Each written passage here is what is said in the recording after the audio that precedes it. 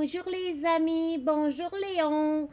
Eh les amis, vous savez quoi? Madame Sylvie, cette semaine, elle est en vacances et elle a donné la charge à Léon et moi de vous présenter un petit vidéo très spécial. Et vous devez bien l'écouter parce qu'à partir de la semaine prochaine, eh bien, Madame Sylvie va revenir avec des leçons sur ce petit vidéo qu'on regarde aujourd'hui. Allons écouter ça ensemble. Viens, Léon! Oui, Nounours, allons écouter ça ensemble. Et les amis, à la fin du vidéo, vous regarderez parce que il va y avoir un dessin et Madame Sylvie nous a dit de vous dire si vous voulez le faire. Eh bien, elle sera contente de recevoir vos dessins que vous allez avoir faits semblables à celui-là. Alors, allons écouter la vie de Jésus ensemble. Bye bye les amis, à tantôt!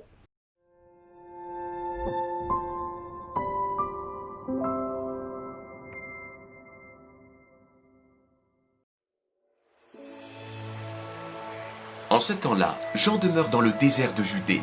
Son vêtement est en poil de chameau. Il porte une ceinture de cuir autour de la taille. Il mange du miel sauvage et des sauterelles. Et il trouve cela excellent. Préparez le chemin du Seigneur. Faites-lui des sentiers bien droits et repentez-vous.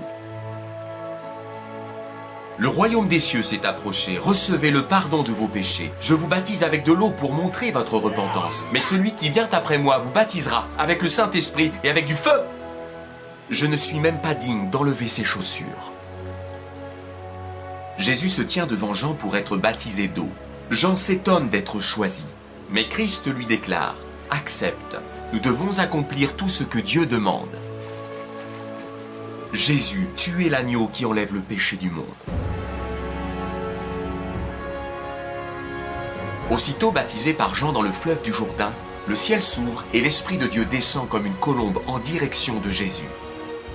Une voix venant du ciel déclare, « Celui-ci est mon Fils bien-aimé, je mets en lui toute mon affection. » Jésus se tient au bord du lac de Génézareth, suivi par la foule qui vient écouter la parole de Dieu. Librement, il donne son enseignement. Écoutez, repentez-vous, car le royaume des cieux s'est approché de vous. Demandez pardon à Dieu. Attendez, je recule un peu. Demandez pardon à Dieu et détournez-vous du mal. Ne bougez pas, je reprends la parole dans quelques instants. Jésus dit à Pierre qui travaille avec son frère André, « La foule est venue jusqu'ici pour m'écouter, et je dois l'enseigner. Éloigne ta barque un peu du bord, ainsi tous ces gens m'entendront. »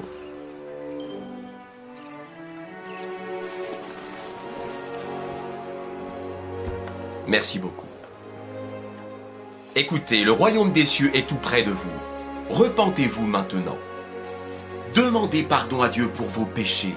Changez votre comportement, changez votre vie, éloignez-vous du mal. Croyez à la bonne nouvelle, vous qui m'écoutez. Soyez attentifs, cette parole est pour vous.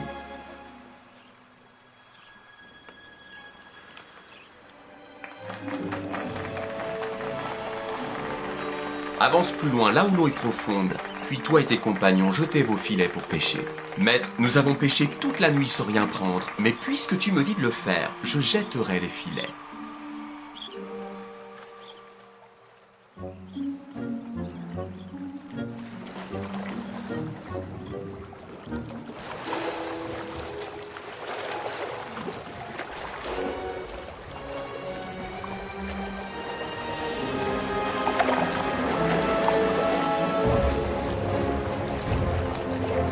Ils prennent une si grande quantité de poissons que leurs filets commencent à se déchirer.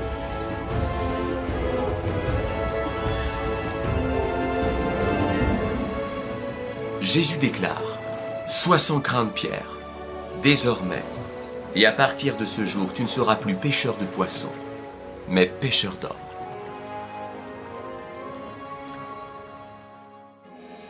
La renommée de Jésus se répand partout dans la région. La belle-mère de Pierre souffre d'une forte fièvre et l'on demande à Jésus de faire quelque chose. Il se penche sur elle et donne un ordre à la maladie. La fièvre la quitte. Elle se lève aussitôt et se met à les servir.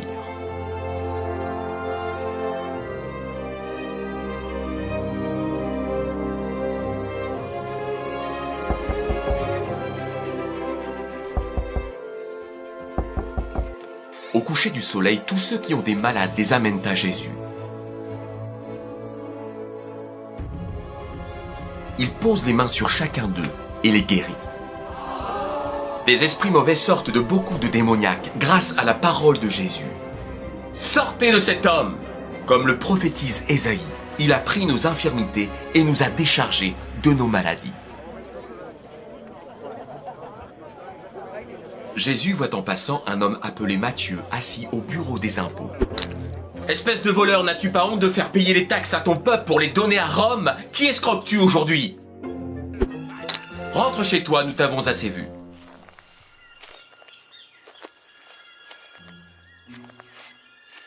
Jésus s'approche de lui.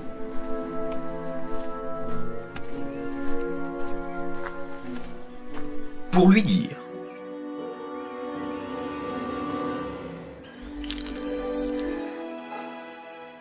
Suis-moi, je dois manger dans ta maison aujourd'hui. » Un pharisien voit cela et dit aux disciples: « Pourquoi votre maître mange-t-il avec les collecteurs d'impôts et les gens de mauvaise réputation ?» Pour tout te dire, je ne sais pas quoi te répondre. Jésus les entend et déclare: « Les personnes en bonne santé n'ont pas besoin de médecins, ce sont les malades qui en ont besoin.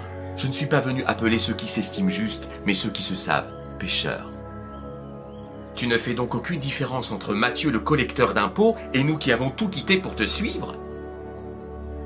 Pierre, je te le dis, tous les pécheurs sont bienvenus à table, même cet homme, tout comme les autres collecteurs d'impôts, les pêcheurs de poissons, les voleurs et même les tricheurs.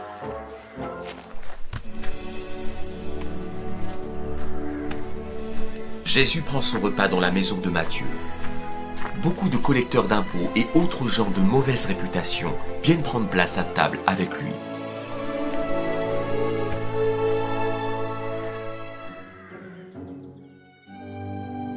Ainsi que ses disciples. Jésus se rend dans la ville où il a grandi, c'est-à-dire Nazareth. André s'étonne. Mais la foule murmure. Comment sait-il tout cela? Comment fait-il ces miracles? Mais c'est Jésus, le grand prophète, le grand guérisseur. Non, c'est le fils de Joseph et de Marie. Je connais ses frères et sœurs. Jésus n'est qu'un charpentier. Non, mais ne partez pas. Les origines nazaréennes de Jésus empêchent beaucoup de Nazaréens de croire en lui. Christ s'étonne du manque de foi des gens de sa ville. Il dit: « Un prophète est estimé partout, excepté dans sa ville natale, sa parenté et sa famille. » Mais que se passe-t-il? Jean dit le Baptiste: « Ton cousin le prophète est mort. » Je dois maintenant partir.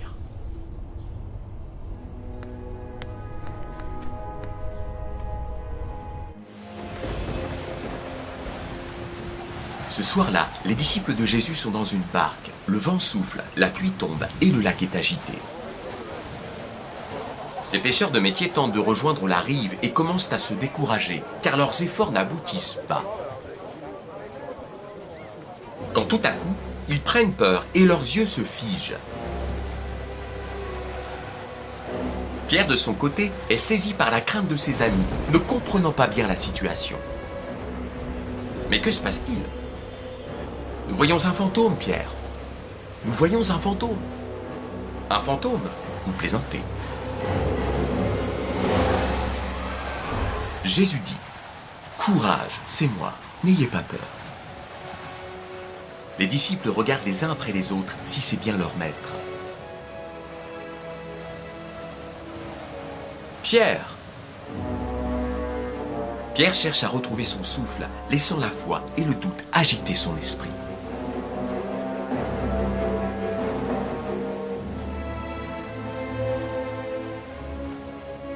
Seigneur Jésus, si c'est bien toi, comme tu nous le dis, ordonne que j'aille vers toi sur le lac. Viens.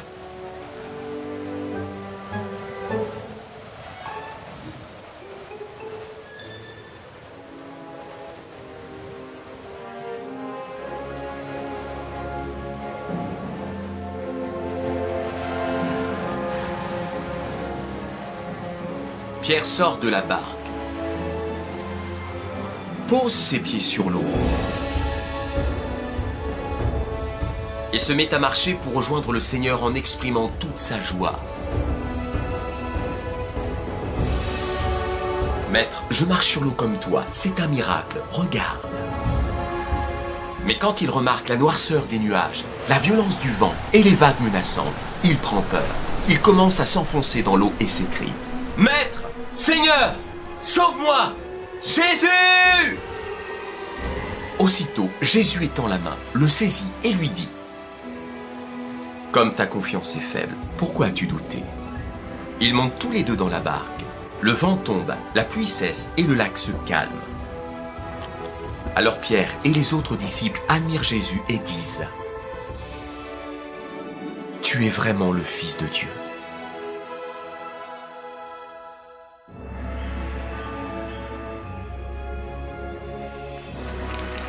Jésus entre dans la ville de Jérusalem. La foule des disciples crie: Que Dieu bénisse le roi qui vient au nom du Seigneur. Paix dans le ciel et gloire à Dieu. Toutefois, certains pharisiens déplorent cette agitation. Maître, ordonne à tes disciples de se taire tout de suite. Écoutez, je vous le déclare, s'ils se taisent, les pierres crieront.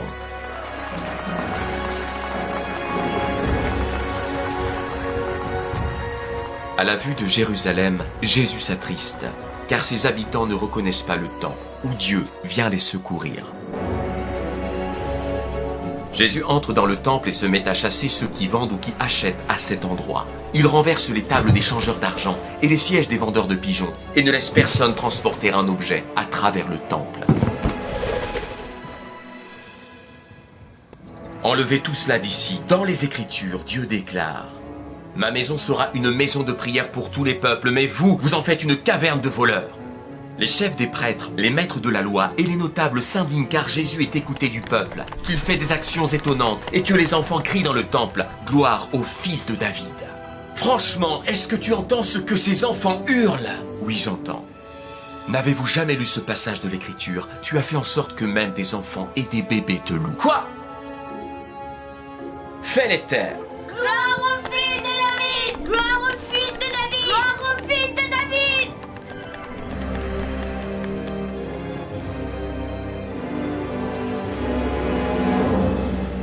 Nous devons arrêter Jésus rapidement. Oui, mais surtout pas pendant la fête de Pâques, sinon le peuple va se soulever contre nous.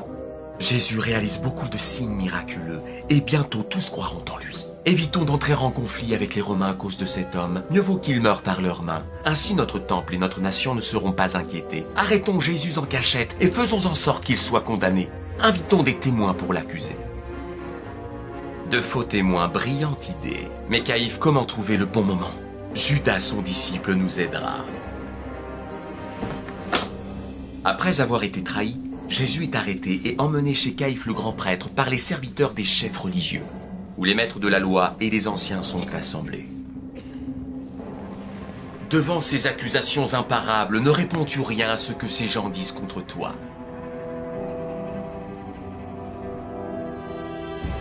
Bien. Es-tu le Messie, le Fils du Dieu auquel vont nos louanges? C'est toi qui le dis.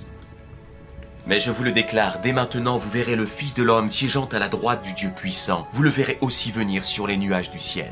Quoi? Mais, Nous n'avons plus besoin de témoins. Vous avez entendu cette insulte faite à Dieu. Qu'en pensez-vous? Nous avons nous-mêmes écouté ses propres paroles. Et tous répondent: Jésus est coupable et mérite la mort. Mais c'est un complot. Toi aussi tu étais avec Jésus de Nazareth. Tu es un disciple de cet homme. Je ne le connais pas. Mais oui, il était avec Jésus le Galiléen. Je ne comprends pas, Certainement tu es aussi de ces gens-là, car ton langage te fait reconnaître. Je ne le connais pas, je ne connais pas cet homme.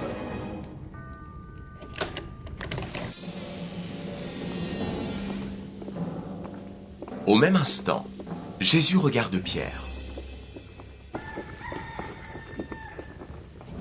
Pierre se souvient de la parole que le Seigneur lui a dite. Avant que le coq chante 2 fois aujourd'hui, tu me renieras 3 fois. Pilate, voulant satisfaire la foule, relâche Barabbas. Et après avoir fait battre Jésus, il le livre pour être crucifié. Sur la croix, Jésus dit, « Père, pardonne-leur, car ils ne savent pas ce qu'ils font. » Ô brigand, je te le dis en vérité, aujourd'hui tu seras avec moi dans le paradis. À sa mère, femme, voici ton fils. À Jean, voici ta mère. À son père, mon Dieu, pourquoi m'as-tu abandonné? Aux soldats, j'ai soif. À tous, tout est accompli. Puis, Père, je remets mon esprit entre tes mains. Les disciples s'affligent et pleurent la mort de Jésus.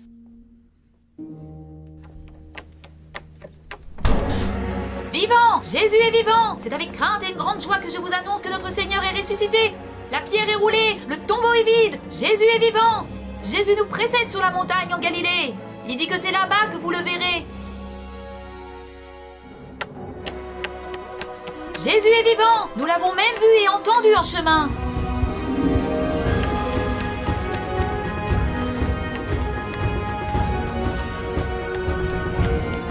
Après être passés au tombeau pour constater la pierre roulée, les bandes à terre et le linge plié, d'abord troublés, Pierre et les autres apôtres comprennent ce que les femmes affirment. Inutile de chercher Jésus parmi les morts. Il fallait que le Christ soit livré entre les mains des pécheurs, qu'il soit crucifié et qu'il ressuscite le 3e jour.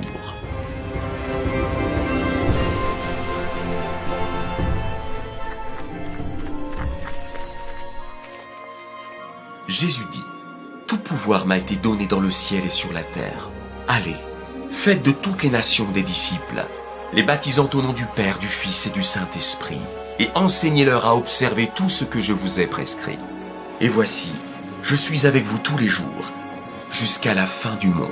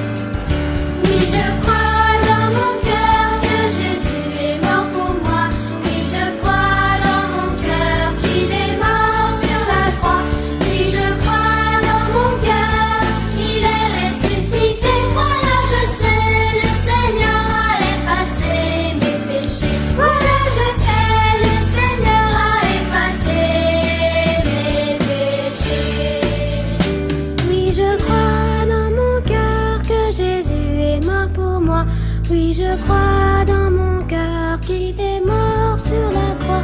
Oui, je crois dans mon cœur qu'il est ressuscité. Voilà, je sais, le Seigneur a effacé mes péchés. Voilà, je sais, le Seigneur a effacé mes péchés.